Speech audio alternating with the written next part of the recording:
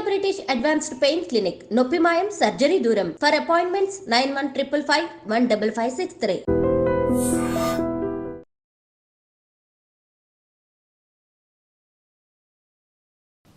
ప్రేక్షకులు నమస్కారం. నేను doctor Ravishankar Irukulapati, endocrinologist, Apollo hospitals, Jubilee hills, Hyderabad.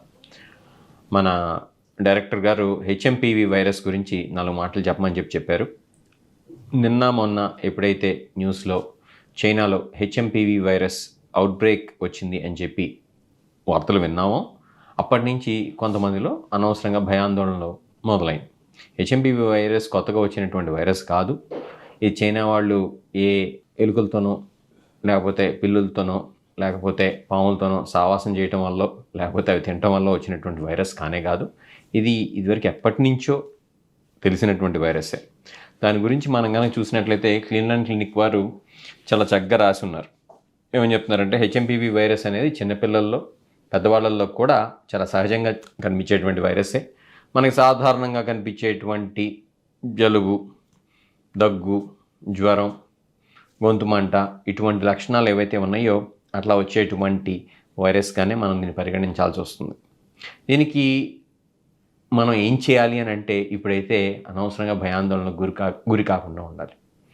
అది కనుక నిజంగానే మన భారతదేశంలో ఒక పెద్ద అవుట్బ్రేక్ లాగా వచ్చినట్లయితే, లేకపోతే ఎపిడమిక్ లాగా వచ్చినట్లయితే, లేకపోతే పాండమిక్ లాగా వచ్చినట్లయితే తప్పకుండా గవర్నమెంట్ వాళ్ళు మనకు తెలియజేస్తారు.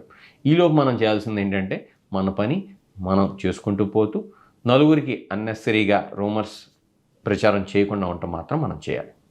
ఒకవేళ వచ్చినట్లయితే అప్పుడు చేయాల్సింది ఏంటంటే అప్పుడు గవర్నమెంట్ వాళ్ళు మనకి ఎలా చేయాలో అప్పుడు చెప్తారు కాబట్టి ఆ ప్రకారం చేయాల్సి ఉంటుంది. మనం కోవిడ్కి ఎలా అయితే పాటించామో అటువంటి కామన్ సెన్స్తో కూడినటువంటి నియమాలు పాటిస్తే సరిపోతుంది. ఎలాంటి నియమాలు అంటే చేతులు శుభ్రంగా కడుక్కుంటాం, దగ్గు జలుబు మనకు ఉంటే కనుక మిగతా వాళ్ళకి దూరంగా ఒక వారం రోజులు ఉంటాం.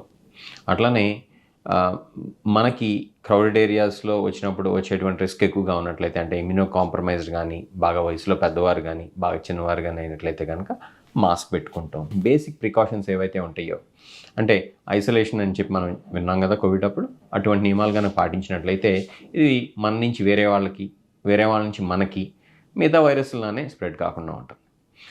అలానే సిమ్టమాటిక్ ట్రీట్మెంటే దీనికి ట్రీట్మెంట్.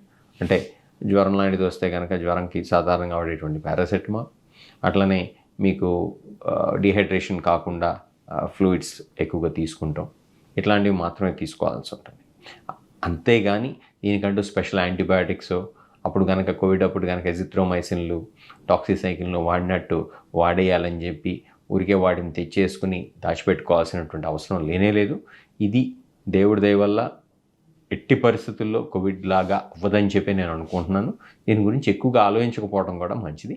కాకపోతే మనం మిగతా వైరస్లకి ఎలా అయితే జాగ్రత్తలు పాటిస్తున్నామో అంటే మనం ఇంతకుముందు చెప్పుకున్నటువంటి బేసిక్ ప్రికాషన్స్ ఏవైతే ఉన్నాయో అంటే చేతులు కడుక్కుంటాం, అట్లనే మాస్కులు పెట్టుకుంటాం, అట్లానే మనకు గనక అట్లాంటి లక్షణాలు ఉంటే కనుక నలుగురిలో తిరగకుండా ఉంటాం. ఇట్లాంటివి పాటిస్తే సరిపోతుంది.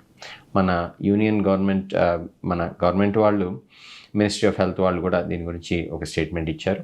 ఏమని చెప్పంటే ఇప్పుడు భయపడాల్సినటువంటి అవసరం అయితే ఏమీ లేదని చెప్పి. కాబట్టి మీరు అన్నెసరీగా రూమర్స్కి భయభ్రాంతులు కాకుండా ప్రశాంతంగా ఉండండి. ఇది మనకి రాదు, ఇది ఎపిడమిక్ ప్రపోర్షన్లో అవుట్బ్రేక్ ప్రపోర్షన్లో రాదని చెప్పి నేను ఆశిస్తున్నాను.